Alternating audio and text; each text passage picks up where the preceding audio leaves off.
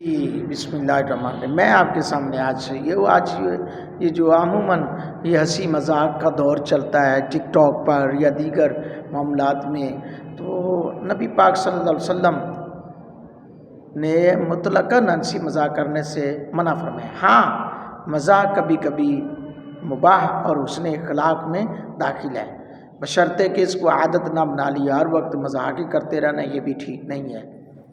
نبی پاک صلی اللہ علیہ وسلم کا ارشاد ہے کہ میں مزاح کرتا ہوں لیکن سوائے سچ کے اور نہیں کہتا، یعنی مزاح کے اندر بھی آپ کا سچ ہونا چاہیے۔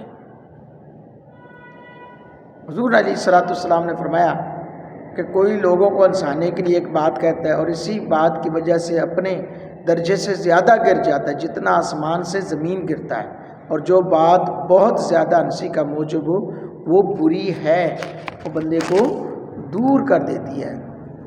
ہنسی مسکراہٹ تبسم سے زیادہ نہیں ہونا چاہیے۔ حضور علیہ السلام فرمایا کہ جو میں جانتا ہوں اگر تم وہ جان لو تو تھوڑا ہنسو گے اور بہت زیادہ روو گے۔ اللہ اکبر۔ حضرت شیخ عطا سلمہ 40 سال تک نہیں ہنسے۔ اللہ اکبر۔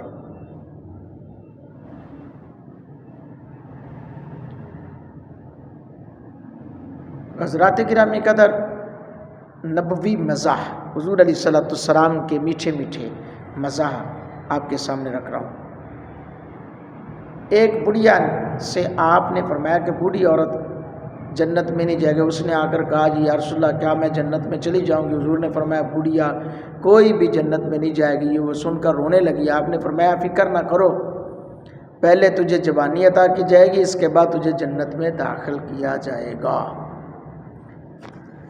ایک خاتون نبی پاک صلی اللہ علیہ وسلم سے آ کر عرض کیا کہ یا رسول اللہ صلی اللہ علیہ وسلم میرا شوہر آپ کو بلاتا ہے۔ آپ نے فرمایا کیا تیرا شوہر وہی ہے جس کی آنکھ میں سفیدی ہے؟ وہ بولی نہیں، تو میرے شوہر کی آنکھ میں سفیدی نہیں ہے۔ آپ نے فرمایا کیا کوئی ایسا بھی ہے جس کی آنکھ میں سفیدی نہ ہو؟ اللہ سبحان اللہ۔ آنکھ میں سرکار نے فرمایا کیا تیرا شوہر وہی ہے جس کی آنکھ میں سفیدی ہے؟ وہ کچھ اور سمجھی، تو وہ کہنے لگی نہیں میری، تو سرکار نے فرمایا کوئی شخص ایسا ہے جس کی آنکھ میں سفیدی نہ ہو۔ ایک خاتون نے حضور علیہ السلام سے عرض کیا کہ مجھے اونٹ پر بٹھائیے۔ آپ نے فرمایا میں تجھے اونٹ کے بچے پر بٹھاؤں گا۔